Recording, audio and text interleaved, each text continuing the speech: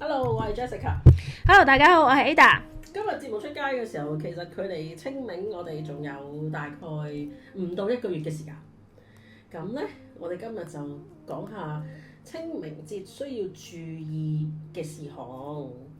咁啊首先就講下一啲敏感體質嘅人啦，因為其實咧清明嘅月份咧，好多時候咧都係即係佢哋出嚟慶祝節日同埋接受後人祭祀嘅時間嚟嘅，咁所以一般敏感體質嘅人咧都會覺得比較辛苦。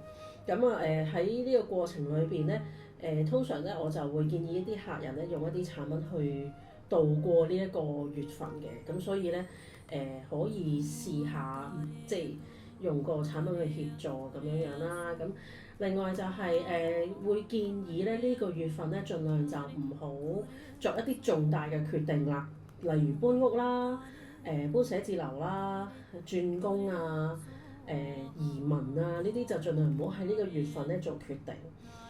咁另外就係喺呢個月份裏邊咧，我哋會盡量減低出夜街嘅時間，同埋盡量咧都唔好着到咁鮮色，即係例如啲紅啊、橙啊呢啲咁鮮豔嘅顏色咧，或者 bling bling 嗰啲唔得。係啦，就盡量都唔好着到咁高調啊！我哋要喺呢個月份咧，盡量素色少少。咁咩叫素色少少啊？即係可能你着一啲粉紅色啊、粉黃色啊、卡其色啊、白色啊，係啊，即係呢啲比較望落去舒適感比較高啲嘅顏色咁樣咯。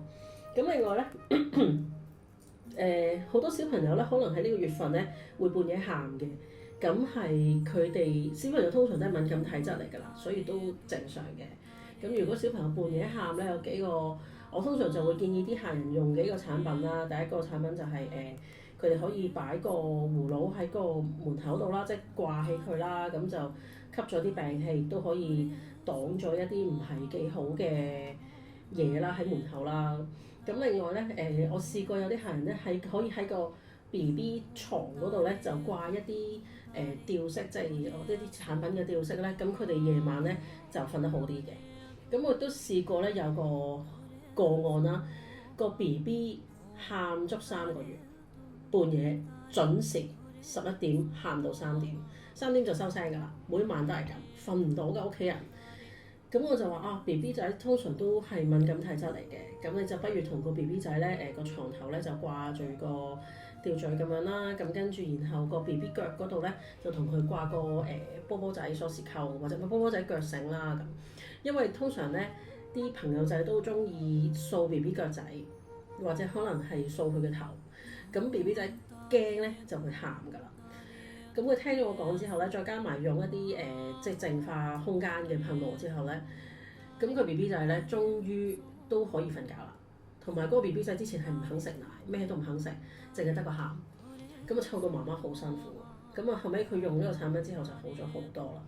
咁呢啲就要注意翻。咁同埋咧，女士唔好着到咁暴露啦，嗰個月份。真係唔得。係啦。其實平時都唔應該。唔係因為其實我之前有一啲節目都有分享過，如果尤其是盂蘭節啊，即係佢哋比較活躍嘅時間啦，咁因為佢本身生前中意啲咩咧，佢就跟咩啦。譬如可能係佢中意飲酒嘅，咁佢就會跟你去酒吧啦，老懶啊，或者有陣除嘅，佢就會跟住中意。有啲人中意食煙啦，可能有啲人中意吸毒啦，有啲人中意去嫖啦，即係等等呢啲。其實如果你着得性感，可能譬如當佢在生都係一個比較中意睇，即係呢啲可能係小肉啊，唔係小肉啊，唔係賣肉，小布賣肉。對唔住啊，呢個我少咁樣着。係啦，喺呢啲情況底下咧，咁其實佢又會想真係個慾望仲未完啊嘛，咁就會跟住。係啦，跟住你嘅時候，即係吸咗個色鬼喺你隔離，就麻煩啦。係啦，咁就好麻煩啦。咁有啲甚至乎可能係吸引咗去想同你冥婚嘅都有，我聽過呢啲案例㗎。嗱，冥婚係其中一樣啦，就會可能夜晚嘅時候俾人摸咯。係我聽過呢啲情況，俾人摸咯，成日都。係啊，同埋夜晚就盡量唔好跑步咯。係啊，好多人好興㗎。其實夜晚都唔即係唔應該喺戶外做運動。其實夜晚唔應該做運動㗎嘛。你夜晚啲樹係釋放 carbon dioxide 㗎嘛。咁你其實你都對個肺都冇益㗎，你呼吸唔到個氧氣㗎。即係我唔係好明個 concept 咯。點解你唔朝早去跑步咧？點解要等到夜晚放工食飽飯之後去跑步咧？你話翻工冇時間，咁你夜晚咪一樣？一係你早啲瞓，第二朝早啲起身咯。咁呢個真係要調整個人嘅習慣啦。咁啊，即係喺健康上同埋大自然上，其實都唔係好合適嘅。同埋我哋其實日落之後咧，個心跳速率會減慢。係愛嚟俾你休息，所以就唔應該再做一啲咁劇烈嘅活動嘅。係。咁啊即係嗱，我哋唔係否定，不過我哋睇翻，即係其實我都有留意到，如果朝頭早做運動嘅人咧係笑樣嘅喎，夜晚咧踩單車嗰啲人咧係冇表情嘅。我有個客佢做飲食㗎嘛，咁佢收工嘅時候咧都可能係夜晚12點幾嗰啲時間，佢翻到屋企係2、3點嘅，因為佢成日都話咧。佢仲要住大埔嗰頭，你知大埔都好精彩㗎嘛，海濱嗰啲。咁啊，佢成日話喺嗰度咧都會見到啲人影啊，有陣時見到女人影啊，有陣時見到男人影啊，有陣時見到着紅衫啊，有陣時即係你諗下咁夜啦，仲要去即係流連呢啲地方咧，其實係耗損緊你嘅陽氣嘅。如果係敏感體質更加唔好。所以其實即係上次有一集阿 Jessica 都有講啦，譬如有時啲節日啊，唔應該咁夜啦，流連喺啲夜場或者係街嗰度啦。夜場就更加唔好去啦。其實卡拉 OK 啊，即係戲院有時即係都要睇情況。係啊。係即係我有受保護我先去嘅。唔係因為有時你明啦，你唔知嗰日咩狀況。我嗰次睇舞台劇啊，你知喺邊度睇舞台劇㗎啦，嗰個位置啊。我一落車咋，我就見到嗰啲朋友仔喺度表演緊啊，係表演緊啊，示範俾你睇。嗱，我可以咁樣跳舞㗎，我而家表演緊我呢個咩絕技，係啦，或者咩演繹方式俾你睇啊，即係嗰啲咧好奔放自如㗎，佢哋完全冇 boundaries 㗎，好搞笑。但係嗱，其實佢哋唔知你講緊乜嘅，嗰個表演方式咧係攞個頭出嚟啦，跟住啲眼珠飛嚟飛去嗰啲啊嘛，係咪？即係因為我聽過啊嘛，所以但係觀眾唔知你講乜嘢，係啦，佢哋就真係幾即係點講咧？因為嗰段時間都係聖誕節嚟嘅，咁所以佢哋都好狂歡嘅。你記唔記得？你嗰次話俾我聽就話咁可能攞啲頭，跟住啲眼又滴晒血，即係類似咁樣嘛。跟住然後又拉晒幾個面具落嚟啊，都拉晒啲畫皮落嚟啊，面皮。有少少似拍戲咁樣咯，大家係。根本就佢當自己拍緊戲啊！你知嗰個位置真係愛嚟俾人表演㗎嘛？大家都估到喺邊度㗎啦。係啊，港島區某個地方啦。跟住我入到嗰個劇院啊！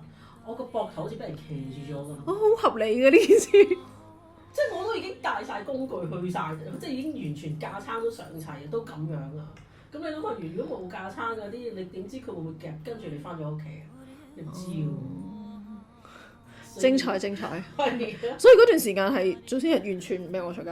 咁係咯，即係總之夜街都唔去得㗎。其實清明同埋盂蘭咧，我都會建議大家咧，即係一收工就即刻翻屋企。但係其實大家有冇留意到咧？即係因為可能我哋嘅文化咧開始興起翻啦，咁好多時咧3月就嚟了㗎啦已經，因為3月佢哋已經期待緊啦。係啊，即係好似我哋準備新年一樣啫嘛。係，因為我哋越嚟越早啦嘛，啲嘢越嚟越早安排，咁所以咧可能佢哋都覺得，喂，點解可能佢喺陰間其他朋友就，點解人哋已經制緊喎，我哋要收嘢咯，咁佢哋可能即係互相影響啊。同埋敏感體質，尤其是有小朋友嘅屋企咧，最好盡量就係太陽落山之後就拉咗個簾咯，因為有啲屋企可能從來冇做過保護嘅話咧，或者總之冇製好地基主，冇點燈冇成嗰啲咧，其實佢哋可以自出自入㗎。又或者就算佢唔自出自入都好啦，佢喺個窗度望下你喺度，你做緊咩喎？咁得意嘅你咁。我夜晚都閂窗簾。所以就盡量做啲閂簾咯，因為小朋友唔知自己睇緊乜嘢，佢哋可能係睇到，但係佢唔識得講俾你聽，咁佢哋就好容易病咯。係啊。好咁啊，其實清明節咧，祖先們咧係好重視呢個教育嘅，因為好多時咧佢哋會覺得可能我哋都好想做，但係未做得太好啊，未做得太圓滿，即係可能係一忽忽咁樣咧。其實反而佢哋覺得，即係你做緊乜嘢咧？即係做完之後又唔成功，咁又可能搞到即係有一啲嘢可能做得唔好嘅時候有啲缺失啦。咁但係亦都會有啲可能唔係咁好嘅影響。咁所以其實今集咧我哋想帶出啲咩咧？就係即係清明節要做翻啲乜嘢嘢先。咁呢幾樣達標啦。咁但係有冇做得啱咧？係啦，或者自己係譬如 BB 班啦，定係已經係中階段嘅同學仔咧？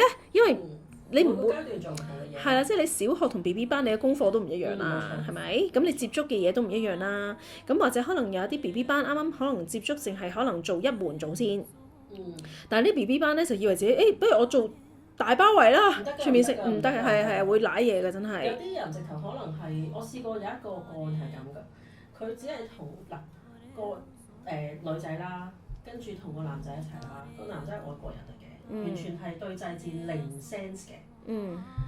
咁個女仔就係我嘅學生，我嘅客人啦。咁佢咧就幫埋佢男朋友點燈，幫埋佢男朋友嘅祖先點燈。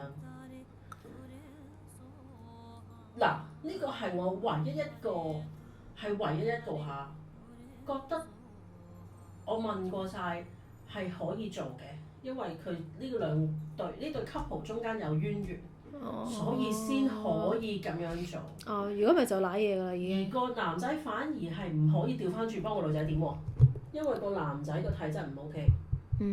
咁所以係好少係好 rare 嘅 case。先至可以咁樣做，但係大部分其實都唔建議嘅，唔建議嘅，因為你唔知自己嗰盤數係點啦，你體質係點啦，你個腹部係點啦。所以你寫牌位，即係喺法會寫牌位嘅時候就唔好太過好心啦，即係你要問清楚，或者可能係你衡量過，你先至好去做。同埋你同嗰個人嘅關係，冇錯，係啊，即係唔可以亂嚟咯。如果咪又孭咗啲數。因為就算結咗婚嘅有啲祖先唔認可都唔可以做。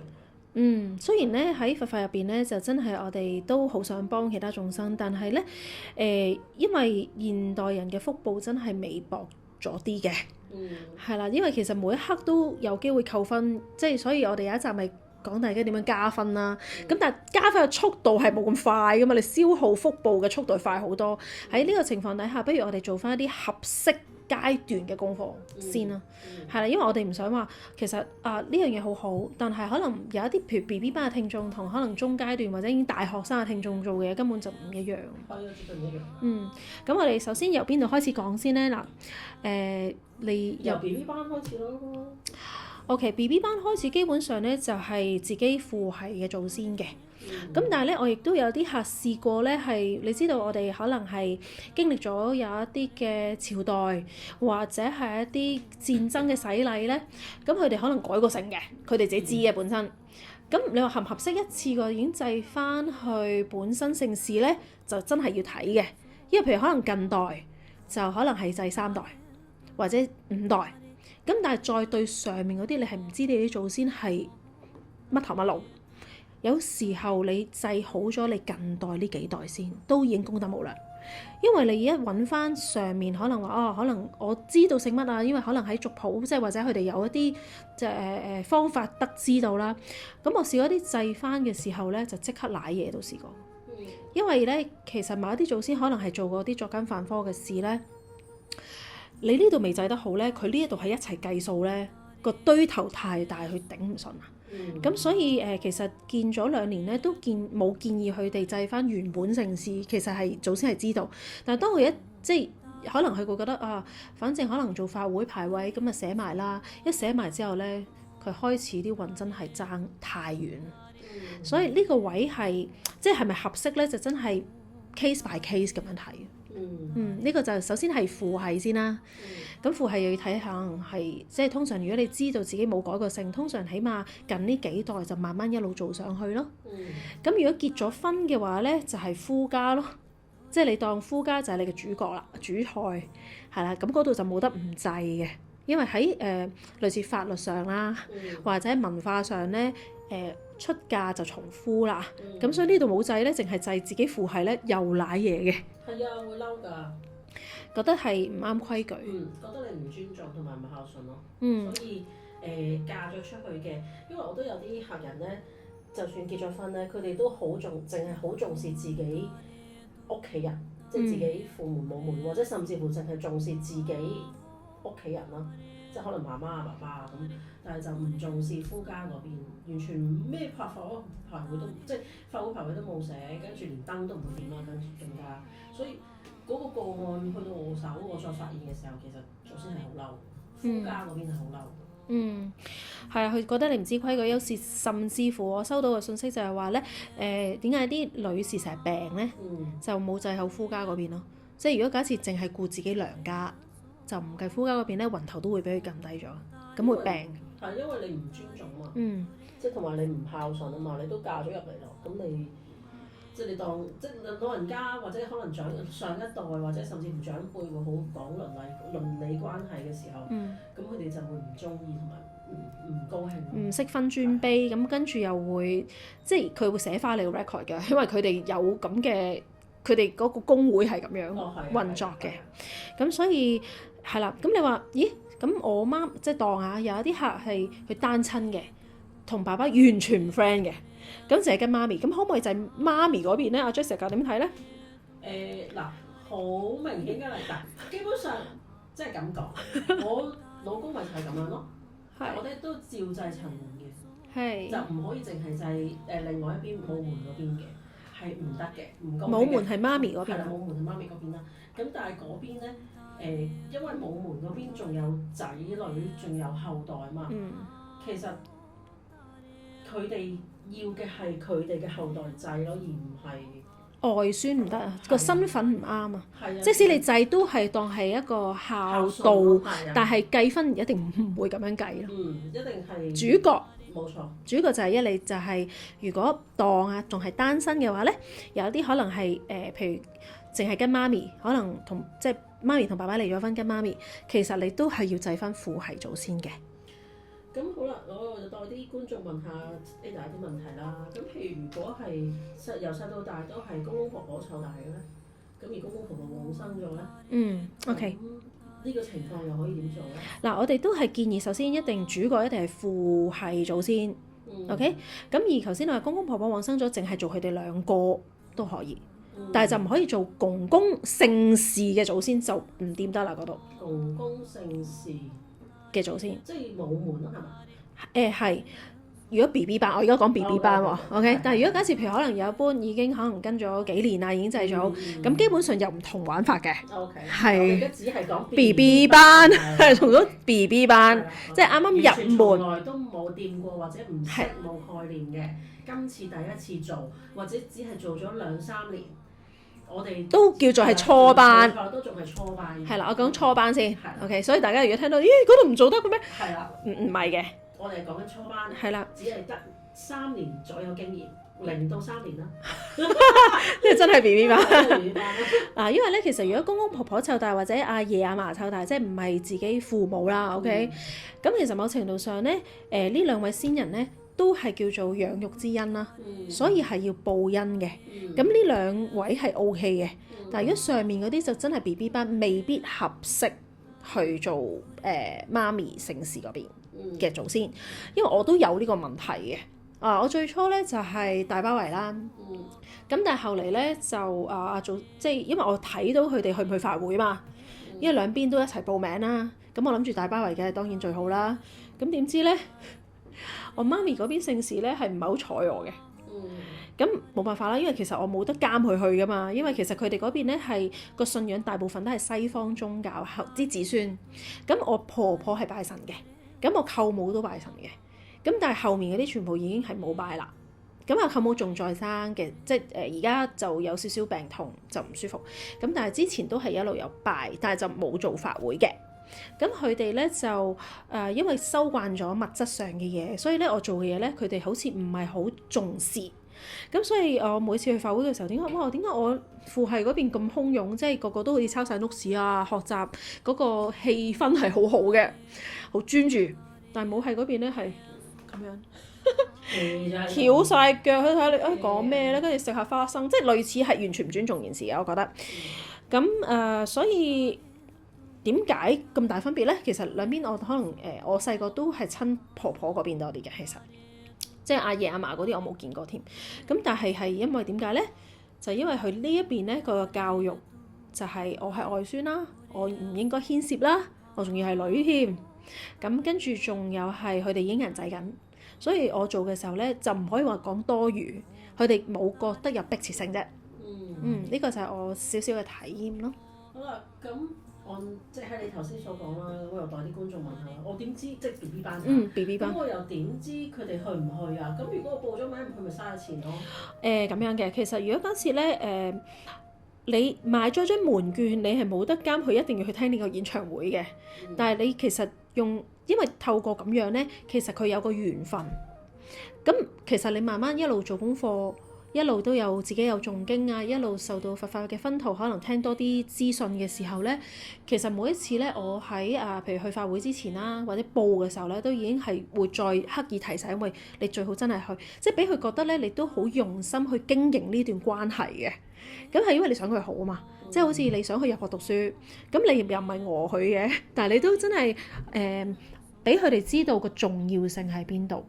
個重要性就係如果假設你可能真係可以有解脫啦，已經脫離咗三惡道嘅時候，你先保佑到子孫更加好嘅，佢能力大咗，咁佢個力量咪大啲咯。但係如果佢仲喺下三界嘅，咁其實講真嗰句，有時某啲眾生連衣包都收唔到，唔好講話保佑添啦。咁所以其實都要有一個教育，就好似正如咧，我哋啱啱學佛嘅時候，我哋都係慢慢教育，知道可能每樣嘢嘅重要性，我哋先至再將佢推廣啦，同埋可能係會做得足啲咯。咁另外我就想同大家講下啦，唔好求祖先保佑你啲乜嘢咯，真係唔好求，因為我都聽唔少噶啦，佢哋成日會話，我年年都去拜祖先㗎啦，都係祭祖嗰啲，又唔見佢幫我中六合彩。我哋之前都有講過呢個話題嘅，但而家都可以再講嘅，因為有機會可能 miss 咗，或者係甚至乎可能嗰度聽漏咗，陣間會 distort 咗。冇錯。咁我哋再可以分享翻嘅。咁點解唔好求祖先保唔保佑你咧？首先祖先同你咧，如果你從來都冇祭佢，你同佢嚟講咧，簡直係一個三九唔識七嘅人。咁樣個三九唔識七嘅人，佢點解要保佑你咧？第一樣嘢，如果 OK，當你每年都有去拜祭啦，你拜祭嘅用品有冇做足，有冇做錯，你都唔知㗎喎。咩啊？我咪擺阿爺生前中意食嘅乳豬喺度咯，咁係唔得嘅，係錯嘅，正大味，即係完全唔得嘅。點解唔得咧？因為其實就係咁，先人走咗之後咧，其實佢哋需要一定嘅能量去超升嘅。佢哋冇一定嘅能量，佢哋只能夠停留喺呢個空間裏邊，直至到有超升嘅機會。咁所以咧，你哋去拜祭佢咧，其實你哋拎啲乜嘢拜佢咧，係入佢數㗎。同埋直接影響大家嘅互相嘅關係嘅。如果你係拎一隻乳豬落去俾佢拜，即係拜佢啊，咁你諗下，一個死咗嘅人係唔會食到肉㗎嘛？但係你拎個畜生走去拜佢。咁即係話你夾硬令到佢受多一隻殺生嘅罪業啦。冇錯啦。咁又再另外咁睇啊，一個人佢個福祿可能係食100隻乳豬咁啦，假設。咁佢可能今世食唔晒，佢就已經往生咗啦。咁佢剩翻落嚟嘅食祿咪可以留到去下一世咯。但係你每年都攞隻豬去拜佢喎，減緊佢，扣起佢啲分。咁佢下一世咁點算咧？咁就係食谷種㗎咯喎。因為佢唔識幫佢積翻嘛，係咪有係嘛？有機會一路減咯。咁一路減之餘，咁佢都減落，你哋後人有會有好嘅輪轉咩？唔會㗎嘛。同埋可能喺食福嗰度都爭啲咯。因為你都令到佢扣咗，咁佢唔扣翻嚟，係咪先？因為呢個係嗰個基因嚟嘅，冇辦法。公平㗎嘛，亦都公道㗎嘛。咁所以就千祈唔好拎三生去祭祖先。三生大家未必聽得明嘅，就係殺生嘅所有嘢都唔得咯，總之。因為有魚以前即係魚啊、豬啊，仲有一種係咩啊？雞啦。雞係啦，係呢個叫三生。咁所以殺生，即係大家唔使記咁多啦。所有殺生都唔得啦。係啦。咁你話我拎啲齋去拜啊，得唔得？都可以嘅，即係生果咯。係啦，生果啦、花咯，咁祭完之後你就唔好話，阿嫲食完啦，我哋食啦，咁樣我哋同阿嫲一齊食啦，咁盡量都唔好啦嚇，因為佢哋食咗，咁其實即係個能量上。我形容個畫面俾大家聽下，佢哋條脷可以1尺咁長去舐你嗰個叉燒。喂，如果你擺喺阿嫲墳前就話啫，但係你而家好多格仔㗎嘛，咁你擺喺啲格仔前面，佢啲左鄰右里，哇！你嗰個咁正嘅，舐下先咁樣，咁你嗰缽嘢就已經有晒佢哋嘅口水啦。哇！打冷震。咁你仲食唔食咧？唔係喎，屋企人叫我食喎，阿爸阿媽叫我食喎，咁點啊？咁你自己衡量咯，你自己衡量咯，我就咁睇嘅。咁同埋你喺拜祭嘅過程裏邊，有冇呢個我都好建議大家一定要做嘅咧，就係有時 BB 班添啦。去拜祭去掃墓就唔好着短裙啦，千祈唔好啦，真係唔覺意啊！或者容易走光嘅衫都唔得啦，係嘛？係啊，因為你真係唔知攬人哋。嗱，首先你唔知道隔離鄰舍會唔會有啲比較好色嘅喺度噶嘛？即係真睇中咗你，要揾你同佢冥婚咁點？短褲都唔得啦，係咪啊？即係所以即係暴露都唔得。其實我不嬲你每次見到我着衫，我都係長褲啦，唔會穿窿㗎吓。係啊，即係盡量都唔好咁 sexy 啦。咁性感。男女都係嚇，即係你唔好諗住男仔冇事喎，你知啦，即係唔同嘅取向都有噶嘛，你唔知噶嘛，啱唔啱先？真唔好亂嚟。咁第二樣嘢就係、我有過一個客人咧去拜山咧，着住對紅色底嘅鞋去拜山嘅。咁你去拜山，你會踩你即係你因為有時啲路真係好窄，你冇辦法要跨過人哋嘅墳前，先至可以去到。呢個係明白嘅，但係你着住對紅鞋走去跨人哋嗰個墳咧係有危險嘅，因為咧有機會咧嗰個紅色對於佢哋嚟講係好 attractive 㗎，佢哋會以為係有啲嘢，然後佢哋就會跟住㗎。咁我嗰個客嗰次咧就有隻僵屍跟咗翻嚟，佢由個眼底啊黑到上個額頭啊，係啊框住晒黑晒，連個樣都醜埋啊！即係直頭係變咗一個好醜樣嘅女仔咁樣樣。咁啊都做咗好耐嘢㗎，佢之後仲要再去化翻個衣包俾人，完全係啊對唔住㗎。咁所以着嘅鞋唔該，你着波鞋好啦，波鞋你都唔好紅底啊嚇，白底黑底係啊，即係正常鞋底啦咁樣。咁另外就係你去拜祭嘅時候都會建議同隔離鄰舍打個招呼先嘅，即係你可能裝香都會裝埋隔離鄰舍啊，同人哋打個招呼啊。前後肚都要裝。係啦，咁你如果拜山墳就更加你要拜咗當地嘅土地先嚇。咁呢啲再仔細嘅就可以問翻專業人士啦，即係呢個就係一啲少少嘅要注意嘅點啦，尤其是咧 BB 班嘅話。同埋如果嗰次咧真係即係阿祖先都有留意到，如果嗰次有啲人嘅氣場真係唔好咧，就寧願唔好上山嘅。係啊，小朋友唔可以上山嘅，10歲以下都唔可以啊。因為我有啲客佢話會帶小朋友去拜山，我話你唔好啊。10歲以下嗰啲一定唔得㗎，因為佢哋個魂頭未坐得穩㗎。你帶佢去拜山喎，哇！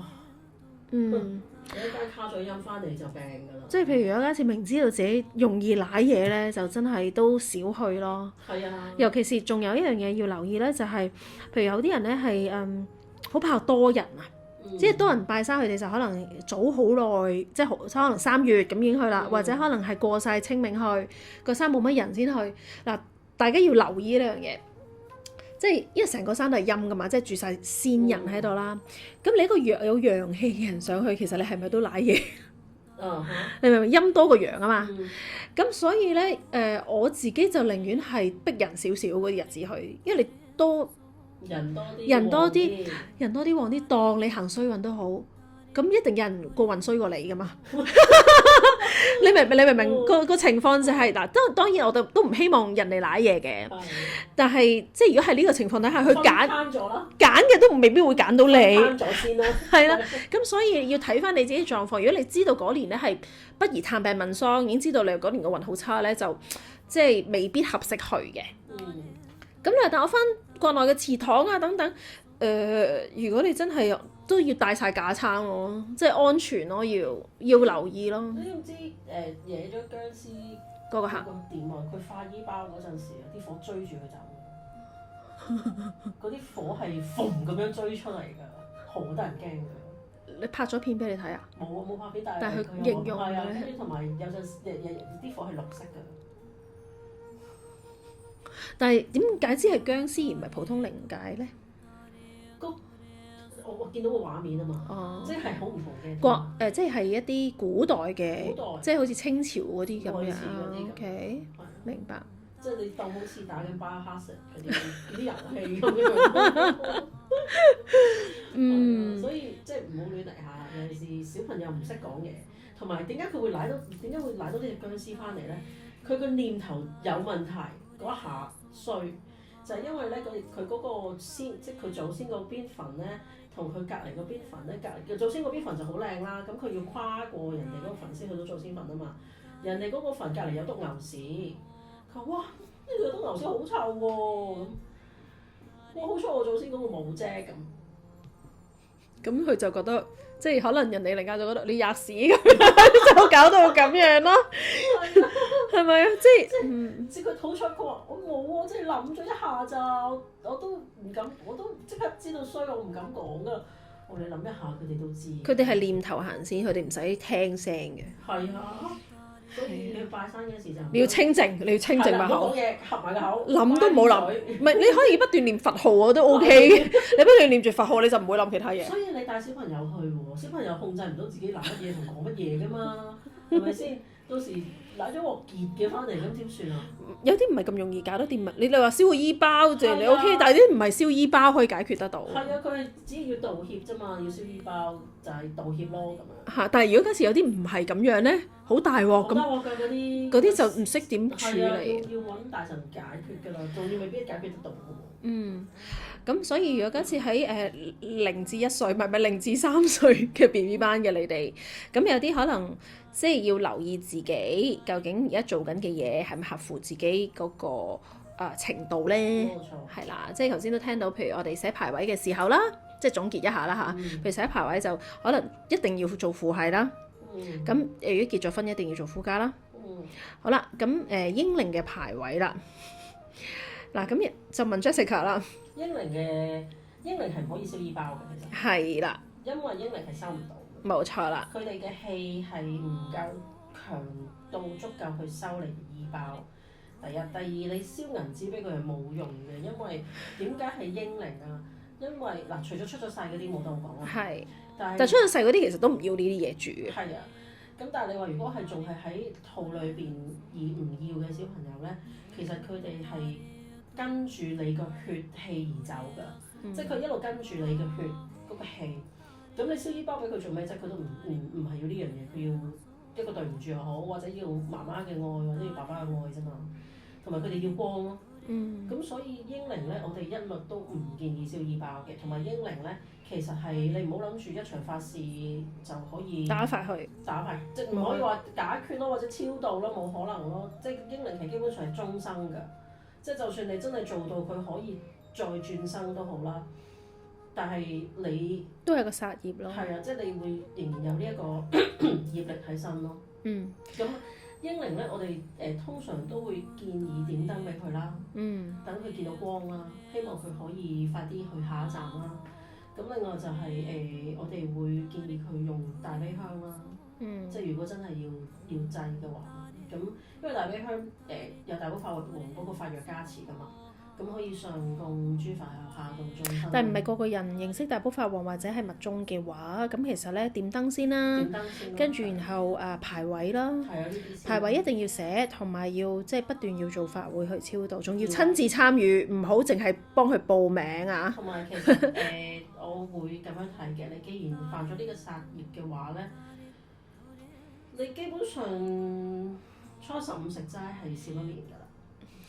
係啊，因為點解？其實我好嬲，即係佢基於呢樣嘢係好係，即係尤其是我做咗呢樣嘢，我做咗呢行，我係更加覺得要對生命尊重啊！有好多大人好 ridiculous 㗎，即係好多父母係，我試過做過一個 case 嘅，佢知道佢承認佢有落過小朋友，而先生都知道嘅，即係大家即係共同發生嘅時間嚟嘅。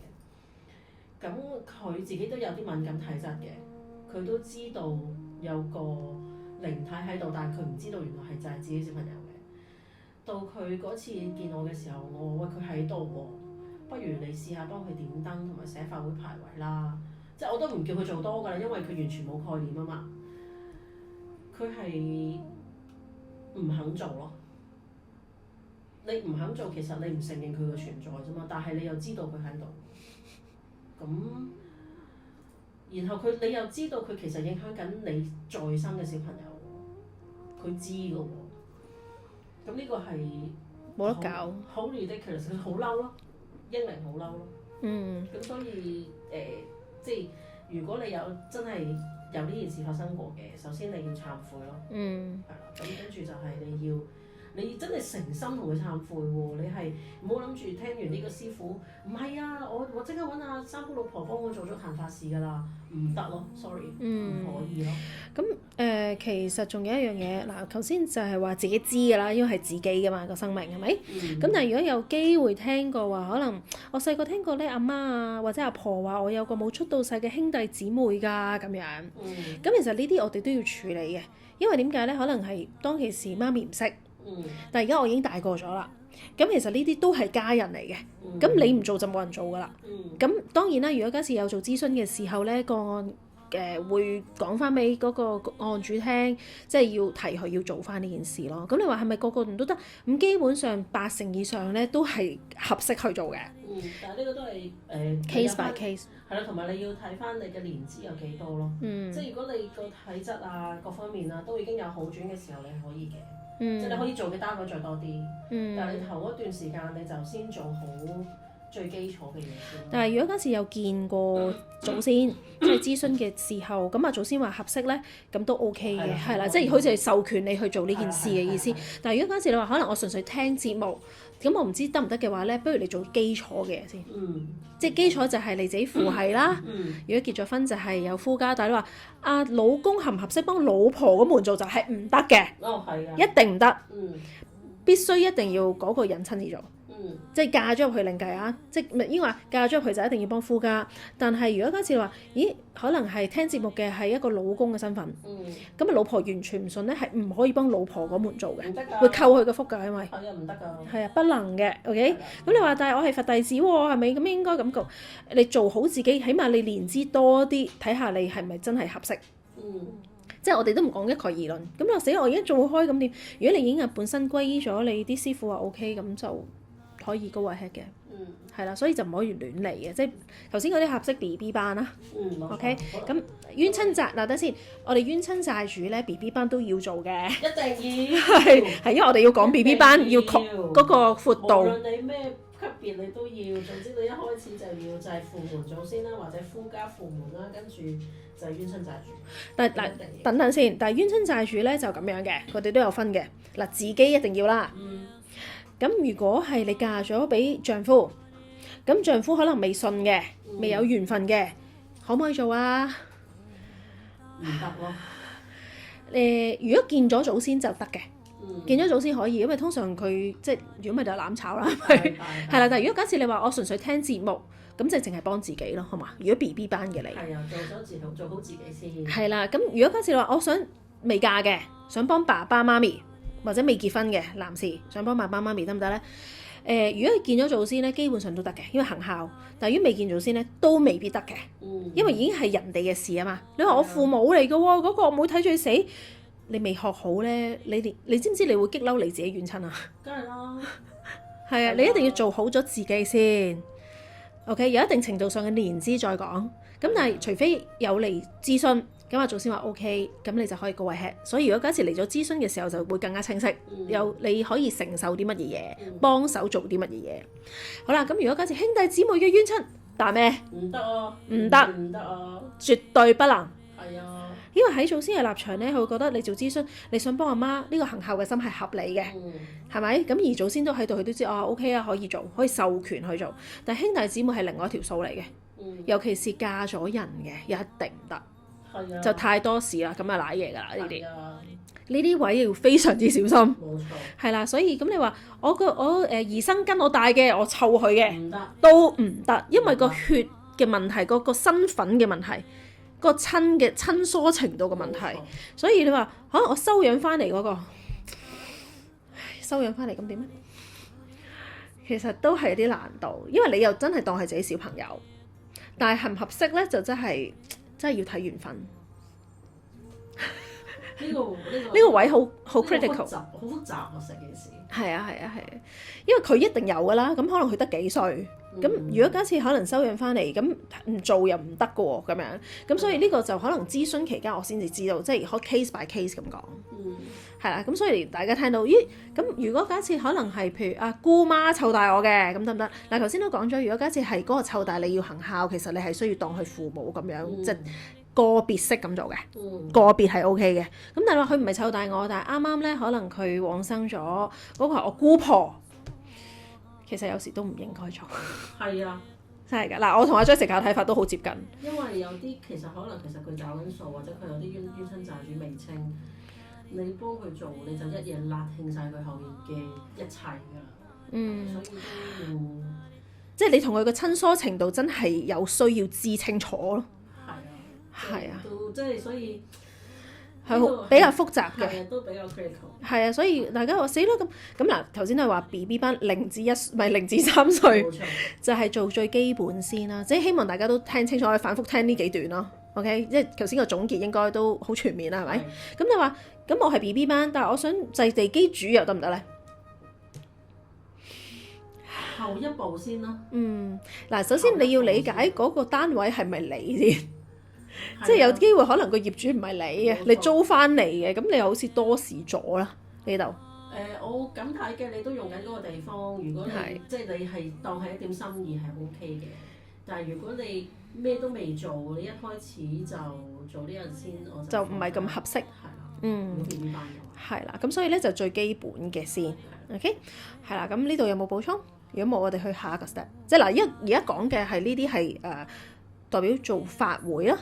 同埋做排位嘅啫喎，燒衣就唔係呢種喎，因為係另外一門嘢嚟嘅喎 ，OK？ 燒衣有另一個係啦，就係大家唔好諗住，我可以做到呢啲嘅超度，咁我係咪應該咁樣做晒燒衣包？唔一定㗎嚇，有分別㗎嚇，一定㗎，係啦，即係大家唔好話將佢套用晒就一定係可以咁樣行，唔係嘅，要 case by case 嘅，因為其實以前咧我哋都冇咁嚴謹，但係而家咧佢哋係越捉越緊。因為佢真係驚，如果假設嗰個人可能係做多咗，即係其實佢都覺得你做係好事嚟嘅，但係個問題做多咗嘅時候咧，可能因為本身當0至3歲3年，即係3歲嗰啲，咁佢你就祭埋阿媽嗰邊，但原來阿媽嗰邊嘅姓氏嘅祖先業力深重，咁咧你本身淨係祭爸爸咧，可能你就個運可能年齡就好啦開始。但係原來咧潘多拉盒子一揭開，阿媽嗰邊原來要祭3年先好，咁你就 total 可能計4年，前先開始個運開始起，咁就賴嘢。嗱你話死啦，以前可能見祖先嗰時冇咁嚴咩？嗱以前嗰啲係合適咧，都會咁樣照講，即係 OK。但係而家總之喺今年開始，佢哋就唔係咁理解啦件事，因為啲我覺得，咦點解佢 BB 班到咁樣嘅？祖先唔講咁多嘢俾你聽，話佢都吸收唔到，你淨係講翻啲合適嘅嘢，佢吸收到就 OK 㗎啦。咁樣跟住我係啦，所以由今年開始啦，以往可能有見開嘅話，已經可能有一定程度上嘅資歷啦。咁而祖先當其時話 OK 嘅，有問過嘅，咁你係 OK 合適繼續做落去嘅，所以唔使擔心。但係今年開始咧就唔係咁啦，因為佢會驚啲人嘅運差咗咧，佢就更加唔會相信，就唔會做，咁就大家真係攬炒啦。係啦，咁所以一步一步嚟啦，當砌 Lego 咯，你砌好個地基先啦。係啊，都唔急得嘅，我哋都。係啊。咁啊，跟住到中班咯，即係你已經做咗一定嘅年資啦，咁你可以做嘅嘢咧就再多啲啦。咁啊，譬如話你喺法會排位嗰度咧，就可以唔單止淨係寫父門啦，咁你就可以再考慮多啲嘅單位嘅。但係呢個都係要睇情況而定嘅，因為有機會咧就好似頭先個案咁樣咧，可能佢曾經改過姓，咁所以咧可能佢2-3年咧都係祭好佢近代嗰啲嘅啫。咁有機會咧可能係第二步咧就追翻上去原本嘅姓氏，都未到去媽咪嗰邊姓氏嘅，因為一步一步嚟嘛，咁樣。咁所以即係個別去處理嘅呢個真係。咁你話有啲可能淨係唔知啊，俾人收養嗰啲就真係另作別論咯。呢個就真係好難講啊，即係要 case by case。我而家答你可能都只不過係可能嗰個案例係適合咁樣做。係啊。咁我又代啲觀眾問下 Ada 啦。咁如果有譬如話好似假設咁我爸爸過咗身喎，咁佢係咪都係祖先嘅一門咧？開頭咧，我建議係分開寫嘅。其實佢嗱，如果假設你籠統咁講，佢都係往生咗，都係你祖先嘅其中一個團隊嘅成員。但係頭嗰幾年咧，你係一定要分開寫牌位俾佢嘅。係因為佢未得嘅。佢未可以去翻嗰個宗族嗰度咯。點解會係咁樣嘅咧？會唔會話知道幾年之後先至可以，佢先至會係去到嗰個宗族嗰度咧？嗱，我收到嘅信息係即係你要，即係點講，將佢撥出嚟係針對性咁樣做3年嘅。咁原因係點解咧？就頭先我都有講過啦，好似讀書翻學咁樣，咁佢都要資歷嘅，即係你一翻學咧係唔會一翻學就即刻可以畢到業嘅。咁所以1年咧就可能未免太少，除非佢生前係學佛嘅，咁咧就可能嗰個時間未必需要咁長。但係一般嚟講，你都要讀書讀一段時間先。咁所以正常佢哋個概念就可能當3年一個定位咁樣咯。係啦，即係起碼你有咗基礎啦，知道啦，咁可能佢差唔多已經係了解咗佛法啦。咁佢亦都可以適當地，即係可能譬如佢自己都透過法會慢慢升，咁佢就可以慢慢歸翻去祖先個大嘅團隊嗰度。咁到時呢個都係要諮詢翻先知佢。In general 係3年啦，但係當然啦，你話有冇一啲情況係有機會耐過3年？當然有啦，有啲好執着噶嘛。但係因為我聽翻即係譬如有一啲嘅佛學嘅師兄咧，佢都話其實3年你都可以就咁寫祖先，就唔一定寫即係針對性寫個先人啦。咁佢哋即係可能係呢一個係一個大圍嘅認知咯。係咯。咁你點睇咧？我覺得睇你孝心咯。咁呢個其實我對於我嚟講又冇乜特別嘅即係要求，亦唔可以要求即係睇法。係啦，因為其實真係好睇你孝心嘅，你可以。祖先你又俾，跟住然後你譬如可能爸爸咁，你同佢感情關係好嘅，或者你想佢快啲再開多啲智慧嘅，咁你咪針對性做喎，係頭嗰幾年係一定要針對性做。所以我又覺得冇乜特別所謂，係即係睇個心咯。咁呢度就頭先去到我哋中班啦，係咪？咁譬如冇媽媽嗰邊嘅祖先，好啦，咁呢一個咧，即係因為我都有聽過啲案例咧，就係話可能媽咪嗰邊嘅祖先咧，都可能個業力好麻煩嘅。咁我哋點樣去量度係咪麻煩咧？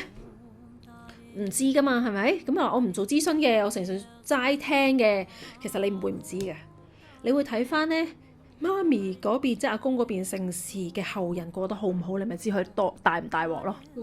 即係例如成班都精神病嘅，咪真係有啊！成班都情緒啊、精神啊、自殺啊，咁呢啲咧唔掂得嘅，有機會唔喐得㗎條數。係啦，或者成班都係生 cancer，幾代都係咁嘅，或者入邊有好多人都係生 cancer，起碼有2-3個都係咁，都未必合適掂嘅。咁如果佢係男仔咧，即係如果我係仔，咁媽媽嗰邊有咁樣嘅情況？我試過有一個客祖先都係話唔掂，一掂衰15年。男仔喎，係啊，但係外孫嘛，都係媽咪嘛，唔得㗎，唔係個個合適掂嘅。佢話你如果預咗自己有心衰15年，你就去喐佢咯。所以即係你明唔明點解話 case by case？因為以前咧個社會個文化咧係唔會就係媽咪姓氏嘅祖先㗎。係啊，係咪？即係古代啊，我哋講緊古代。係㗎。咁所以其實呢邊雖然我哋好錫佢啦，可能譬如由細到大，可能公公婆婆湊大啊，或者嗰邊嘅祖先好親啊。你真係要睇翻佢後代過成點，咁你就知業力深唔深重。你 feel 到業力深重，或者可能全部離婚嘅。咁你話係咪唔制好啲？真係要慢慢梳理好。即係你預咗，譬如因為有時諮詢嘅時候，有時祖先都會話呢壇嘢你要搞，可能搞6-7年嘅喎。即係要俾心理準備，同埋咩開始咩遲入去搞咧？咩合適去搞咧？就唔係話我去好片面咁樣，全部做晒就得㗎啦。危險啊！呢一方面，係啊，所以你要留意翻佢哋後面係點，因為頭先我話衰15年嗰個咧就係佢自己都知多問題，所以佢想幫，但係祖先話唔掂得，因為呢邊父係未得，你父係 OK 咧，個基因強大啦，咁你先至唔好話做救世主啦，起碼都叫做合唔合適去做咯，身份嘅問題。所以其實點燈係最安全。但係點燈上次有一集節目都講，你唔可以多事咯，即係唔可以幫某啲人點咯。即係點燈係最安全，你當係一個祝福又好咩都好啦。係啊，但係如果假設你話我幫我老細點或者唔得，係你親人咯。唔好傻豬啦！即使唔好喺屋企幫個朋友點，兄弟姊妹都唔得啊！得啊，唔得。係啊，即係父母就頂盡都係。係啊。但係阿媽嗰邊嘅祖先都未必合適你點㗎，有時係啊，係啊，即係所以 BB 班就 BB 班咯，總之 anyway。除非你頂得住咯，即係你已經有一定年資啦，你又練開。祖先就話 OK 啦，係啦，批准啦，即係知道你盤數 OK，可以頂得順，係啦，你就可以點咯。係，因為今年我發覺佢哋咦點解講嘅嘢有少少好似有啲保留，佢話因為佢未合適咁樣做。佢個條件各方面唔得，或者佢嚟緊行好運，你一開始一嚟佢就有機會遲嚟3年個運咁樣，咁你有機會影響緊人，因為你知九運好大鑊啊嘛，好多嘢條數都麻煩咁樣，係啦，所以今年開始我都即係好似收 order 嘅時候都知道，有啲嘢好似唔同咗，嚴謹咗好多。係啊，好多嘢都要揸翻正嚟做咯。係因為佢話啲人太亂啦，啲人亂嚟。太多亂嚟啦！呢啲人係啊，咁好啦，咁我哋繼續去翻中階段嘅，咁譬如媽咪嗰邊大概知啦，即係可能合唔合適就要我哋觀察下先 ，OK？咁但係你話仲有啲咩啊？中階段仲有啲咩啊？我諗到。中階段可以，其實你中階段可以做嘅嘢可以好多噶啦，即係你已經有咗一定基礎啦嘛。咁如果你即係你發現冇門都可以做嘅，咁你冇門即係媽咪嗰邊，即係你可以做埋冇門咯。咁如果去到中階段，你有點開燈嘅，你都可以幫佢哋點啊。同埋如果有時咧，祖先做諮詢嘅時候合適話，要幫埋宗親啊咁樣，咁好多時啲人都唔明咩叫宗親。嗱，你當我哋英文 family tree， 即係好似一棵樹咁樣，咁成棵樹咧就同一個姓氏先啦，首先，即係陳李張黃何咁樣啦 ，OK？咁咧其實我哋嘅祖先咧就同一條樹枝延伸出嚟嘅，咁但係側邊有其他樹枝噶嘛，有樹幹啊咁樣，咁同你嗰條樹枝係唔一樣嘅，其他樹枝就叫宗親啦。即係我理解係咁樣啦。咁但係宗親咧，咁有咁多樹枝，咁我點知制邊啲啊？咁所以咧，去到祖先諮詢嗰度咧，佢就會話俾你聽，你係合適做宗親，咁可能要做幾耐？咁同埋咧，其實咁你邀請佢邊條樹枝嚟，咁佢哋會做嘢嘅，因為通常你有一定基礎咧，就代表你有啲祖先咧已經夠力啦。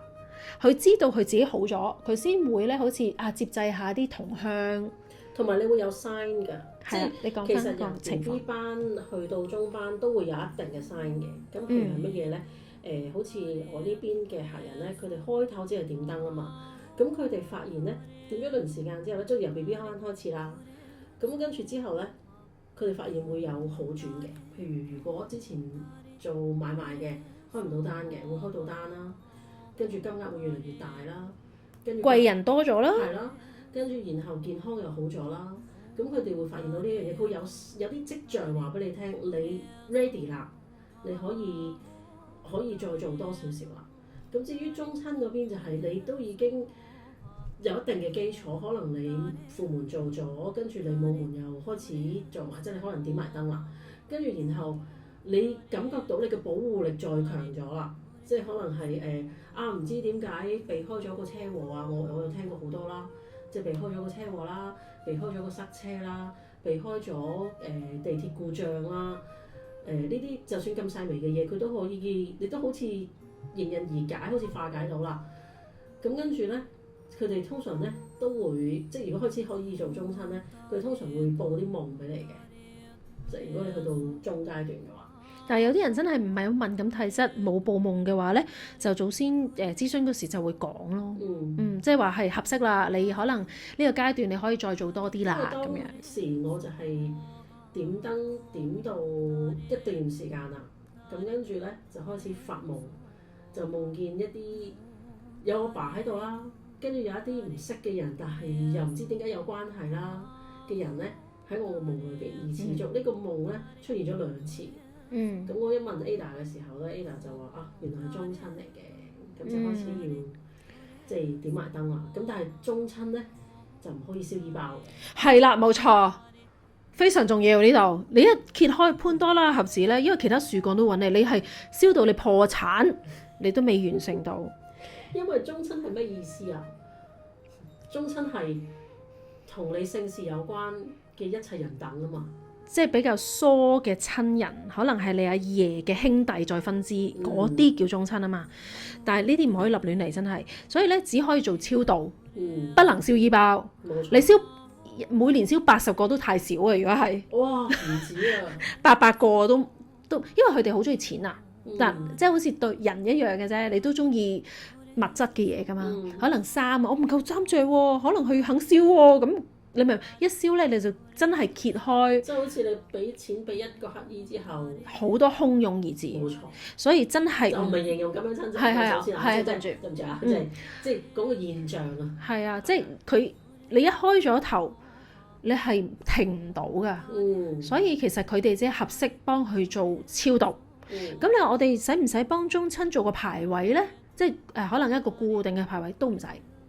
因為咧，其實咧，祖先會揀邊啲合適佢接濟邊個嘅。因為一嚟到，其實真係有啲你又唔合適請佢嚟啦，你嘅身份唔啱啦。因為點解？可能人哋有祠堂，咁佢梗係中意祠堂多過你，都唔係親血脈嘅後人請我上去，佢又唔會上去，咁就未必合適去花呢個費用咯。咁當然如果你話永久嘅，更加佢未必會睬你添。係啦，咁就即係可能有少少浪費咗你嘅心機啦。